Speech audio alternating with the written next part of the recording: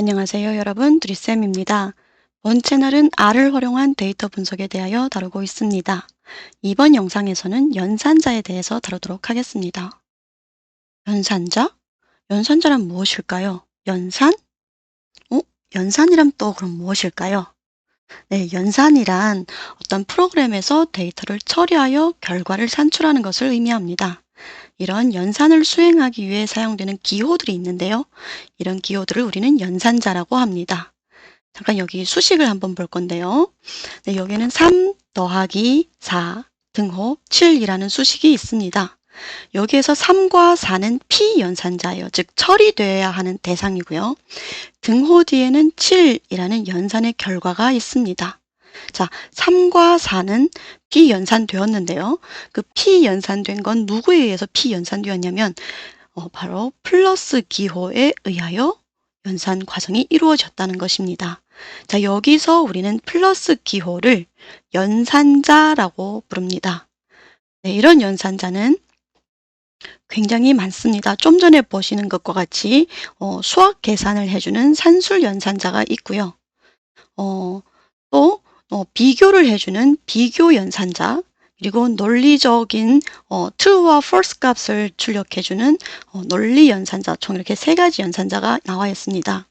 이런 연산자 말고 우리가 지난 영상까지 계속 R에서 어떠한 특정 변수명을 정의를 하고 화살표 같은 걸 넣어주잖아요. 그리고 벡터를 정의하고 매트릭스를 정의를 했는데요. 여기서 이 화살표는 대입 연산자라고 부릅니다. 근데 대입 연산자는 일단 오늘은 다루지 않고요. 오늘은 산술 연산자, 그리고 비교 연산자, 논리 연산자, 이렇게 총 세 가지 연산자에 대해서 살펴보도록 하겠습니다. 자, 산술 연산자는요, 아까도 보셨겠지만 산술 계산을 해주는 기호입니다. 여기에 여러 가지 산술 연산자들이 쭉 나와 있죠. 더하기, 빼기, 곱하기, 나누기, 거듭, 제곱 이런 것들이 나와 있는데요. 이런 것들을 우리는 한번 같이 R에서 직접 사용해 보도록 하겠습니다. 자, 먼저 1 더하기 2, 벡터 실행 전혀 필요 없습니다. 그냥 1 더하기 2를 눌러보시면 실행을 해볼게요. 그러면 3이라는 게 나오죠. 4 빼기 2는 2와 같은 연산도 가능하고요. 3 곱하기 4는 네, 똑같이 잘 나오고 있죠. 10 나누기 3.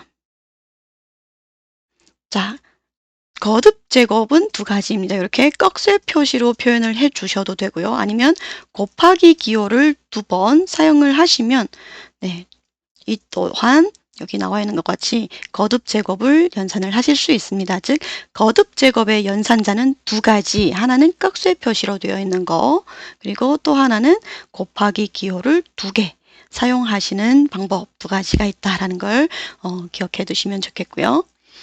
그리고 우리가 딱 떨어지지 않는 그런 부분에 대해서 나머지가 어떤 값이고 그러면 몫은 얼마인지 이런 것도 궁금할 수가 있는 이런 걸 필요로 할 때도 있는데요. 여기서 보시는 바와 같이 퍼센트 기호를 2번 사용하시면 딱 나누어 떨어지지 않고 남는 부분, 즉 나머지 부분이라고 보시면 되겠습니다. 즉 1이죠. 이렇게 해서 10 나누기 3에서의 나머지는 1이 되는 것이고요. 또는 몫이 궁금할 때 이렇게 퍼센트 기호 사이에 슬래시 하나를 넣어주시면 우리의 몫을 구하는 연산까지 가능합니다. 요거는 몫을 구하는 것이고요. 퍼센트 기호 2개는 우리의 나머지를 구할 때 네, 딱 나누어 떨어지지 않고 남는 부분에 대해서 구할 때 이렇게 가능하다라고 보시면 되겠습니다. 이건 우리가 단순히 그냥 수학 계산을 했던 거고요. 그러면 우리가 지금까지 데이터 유형으로 벡터도 보았고 매트릭스도 보았고 여러 가지를 봤는데 단순히 이런 계산만 해야 되나요? 아닙니다. 벡터 연산도 충분히 위의 연산자로 연산이 가능합니다. 간단한 연산을 한번 예시를 들어볼게요. x라는 변수에 요건 대입 연산자예요. 요거는 대입 연산자. 여기에 벡터를 하나 생성해 볼게요. 1, 2, 3. 그리고 y라는 변수에 벡터 4, 5, 6을 한번 대입을 해볼게요. 자, 이제 연산을 시작해보면 x 플러스 y는 각각에 대응하는 원소, 그러니까 원소 인덱스가 맞는 원소끼리 서로 더한다 라는 걸 볼 수 있겠고요. y 빼기 x 하면 또 어떤 결과를 나타낼까요? 당연히 3, 3, 3이 되겠죠. 네, 이렇게 벡터 연산도 가능하고요. 곱하기도 충분히 가능합니다. 곱하기 y도 가능하고요. 당연히 나누기 연산도 가능합니다. 물론 벡터도 가능하기 때문에 매트릭스도 가능하고요. 배열도 가능하고요. 한번 연산을 해보시면 되겠고요. 다만 리스트형은 우리가 지난번에도 말씀을 드렸지만 리스트형이라는 건 특정 그 구조물로 보기가 어렵습니다. 문자형도 들어갈 수 있고요. 거기에는 벡터형도 섞일 수 있고요. 매트릭스도 들어갈 수 있고 배열도 들어갈 수 있습니다. 그렇기 때문에 리스트형과 리스트형의 연산은 어렵습니다. 그것 제외하고는 거의 벡터 그리고 매트릭스, 배열 등등의 연산은 모두 가능하다라는 걸 한번 살펴볼 수가 있겠고요. 네, 그 다음은 비교 연산자입니다. 비교 연산자는 말 그대로 어떠한 값과 어떠한 값의 크기를 비교해주는 그러한 연산자이고요. 출력되는 결과값은 true 아니면 false 값을 출력을 해줍니다.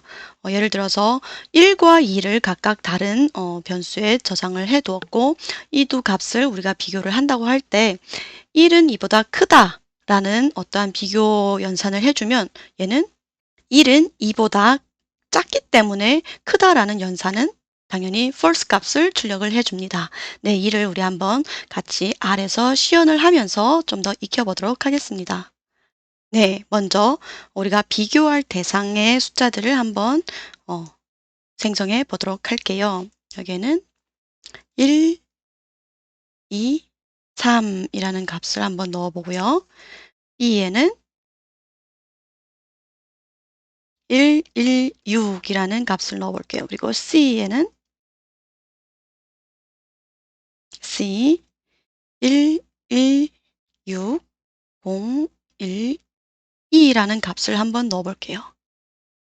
네, 이 세 가지 벡터에 대해서 우리가 비교 연산을 한번 해보도록 하겠습니다. 먼저 A는 크기 B라는 값을 주었을 때 이런 연산을 하면 당연히 각각에 대응하는 원소끼리 비교를 하여 그 결과를 출력해 줍니다. 여기에 보시는 바와 같이 1은 1보다 크지 않기 때문에 false 값을 출력을 해주고 2는 확실히 1보다 크기 때문에 true 값을 그리고 3은 6보다 작기 때문에 당연히 false 값을 출력을 해주게 됩니다. 자, 그러면 A는 크거나 같기 B라고 하면 어떻게 될까요? 당연히 1과 1은 같은 값이기에 true, 2는 1보다 확실히 크기 때문에 true고요. 3은 6보다 작기 때문에 false 값을 제공해 주게 됩니다. 자, 그러면 서로 다른 길이의 벡터를 한번 비교를 해볼게요. A 크기 C라고 한번 해볼게요. 자, A 크기 C라고 하면 요 앞에는 1, 2, 3이라는 원소가 있어서 1, 1, 6이라는 요 원소와는 비교가 가능할 것 같습니다. 그쵸? 그러면 1은 1보다 큰 것이 아니기 때문에 false 값을 그리고 2는 1보다 확실히 크기 때문에 true 값을 3은 6보다 작기 때문에 false 값을 주었습니다. 근데 여기 뒤에도 true, true, true라는 세 개의 값을 출력을 해 주었는데요. 이건 어떻게 연산이 된 거지?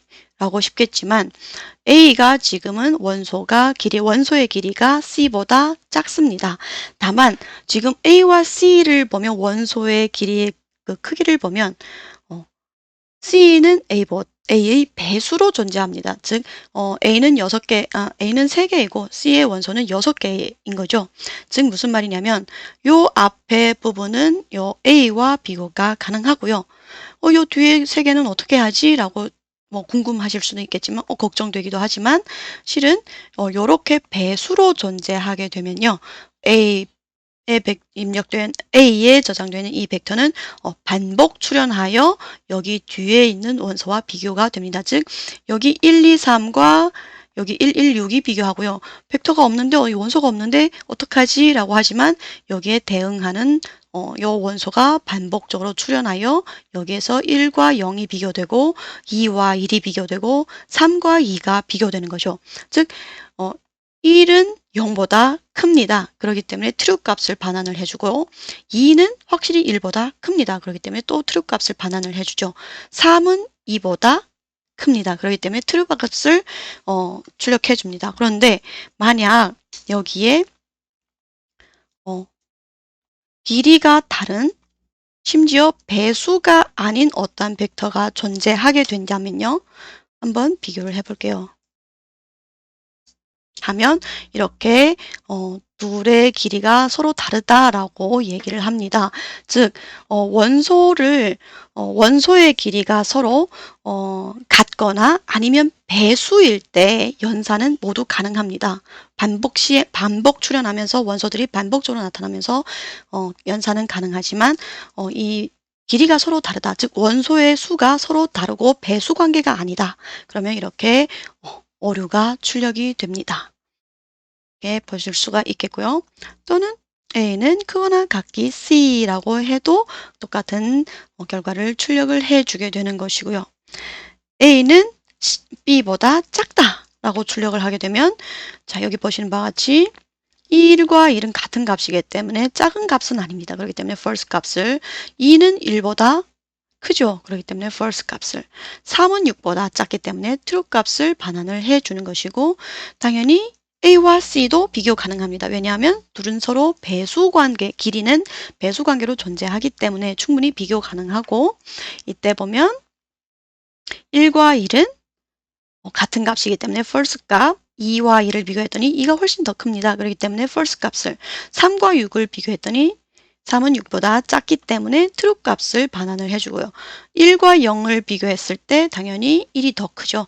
A가 더 크기 때문에 A 짝기 C라는 건 당연히 틀렸다. false 값을 출력을 해주는 것이고 2와 2를 비교했을 때 또 A가 더 큰 것이기 때문에 false 값 3과 2를 비교했을 때 false 값을 출력해 주는 것을 볼 수가 있겠습니다. 네, 이렇게 비교 가능하고요. 또는 A는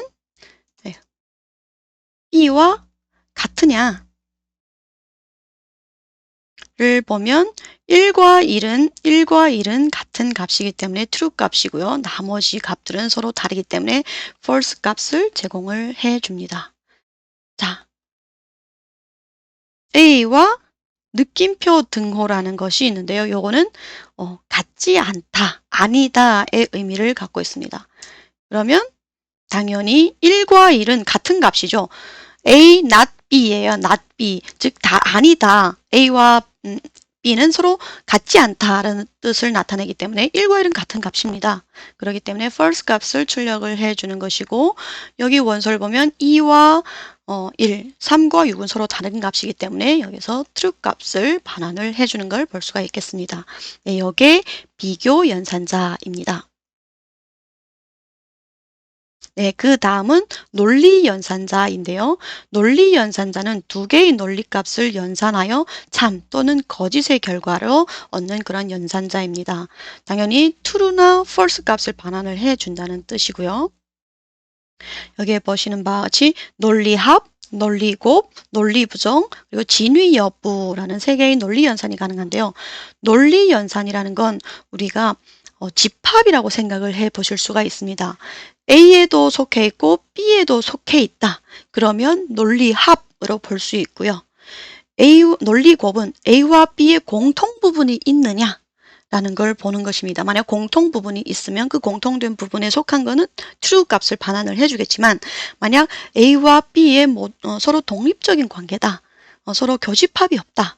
그러면 false 값을 출력을 해주는 것이고요.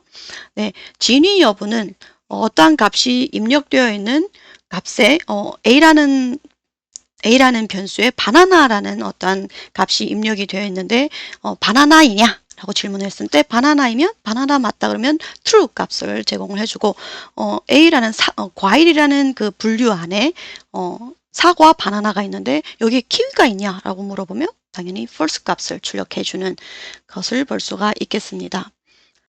자, 그러면 논리연산자에 대해서 한번 시연을 하면서 서로 익혀보도록 할게요. 자, 먼저 A에 true라고 넣어볼게요. B에는 false라고 넣어볼게요. 자, 이제 논리 연산을 해볼 건데요. 논리 연산의 연산자의 모양은 조금씩 우리가 보았던 뭐 플러스 뭐 곱하기 아니면 크기 비교했을 때 크다 작다의 의미는 아닙니다. 여기에서 보시는 바와 같이 논리 합은 A vertical bar B예요. 이 vertical bar는 shift와 우리 백스페이스 밑에 원화 기호 같은 게 있죠. 네, shift와 이 원화 기호를 같이 눌러주면 이렇게 vertical bar가 생성됩니다. 요걸 우리는 논리합이라고 보시면 되겠고요. 논리합은 합집합을 뜻합니다. 합집합. 그러면 true 값입니다. 어찌됐든 A 또는 B, 이게 OR의 의미를 나타내는 논리합은 OR의 의미를 나타내기 때문에 A or B, 즉 A에 있던 B에 있던 어딘가에 true 값이 있으면 true를 반환을 해주는 거기 때문에 네, 여기 보시는 바와 같이 true를 반환해 주게 됩니다. 자, 이제 논리곱을 한번 생각해 볼게요. 논리곱의 기호는 A and B입니다. 여기 AND 기호는 Shift 7를 숫자 7을 눌러주시면 생성되는 거고요. A 또는 B, 즉 A에도 있어야 되고 B에도 있어야 된다. 즉 A와 B의 공통적인 부분에 있어야 된다. 그러면 true 값이 공통적인 부분에 있느냐? 얘네들의 공통적인 부분은 없습니다. 그렇기 때문에 false 값을 출력을 해주는 것이고요. 자, 이제 논리 부정에 대해서 볼 수 있는데요. 논리 부정은 느낌표입니다. 그래서 A, not A, A는 true이기 때문에 A가 아니다. 논리적으로 부정을 해버린다 라는 의미를 갖고 있기 때문에 당연히 false 값을 출력을 해주게 되는 것이고요. is it true A라고 진위 여부라는 것이 있는데 이 진위 여부는 함수를 사용합니다. is true X 어떤 값, 무엇을 보고 싶으냐? A. A는 true가 맞느냐? 맞니? A가 true 확실해? 라고 질문을 하는 거니까 재차 확인을 하는 과정이라고 보시면 되겠습니다. 그러면 당연히 true 값을 반환을 해주는 것이고요. is true B라고 하면 B는 true가 아니죠. 그렇기 때문에 false 값을 반환을 해주는 것. 이게 우리의 논리 연산자라고 보시면 되겠습니다. 그리고 여기에 나와 있지는 않지만 베타적 논리합이라고 있는데요. XOR이라는 함수가 있습니다. XOR B라고 보시면 되는데요. 이들은 XOR B라는 의미는 베타적인 논리합, 즉 둘 중에 하나만 거짓이 있으면 true 값을 반환을 해주는 논리 연산자라고 보시면 되겠습니다. 이렇게 논리 연산자였고요. 이 각각의 연산자, 산술 연산자는 우리가 어디에다 쓰는지는 잘 알겠어요. 그렇죠? 우리가 계산을 하는 거에 익숙하니까 여러 가지 더하기, 빼기, 곱하기, 나누기 계산도 쉽게 할 수 있고 벡터의 연산, 매트릭스의 연산도 가능하다. 비교 연산도 어디에 쓰는지는 대충 알 것 같아요. 그렇죠? 어떠한 값과 어떤 값이 비교를 했을 때 이거 크냐 작으냐를 하는데 쓰는 건 것 같아요. 그렇죠? 대충은. 근데 논리 연산은 그러면 우리가 언제 쓰지?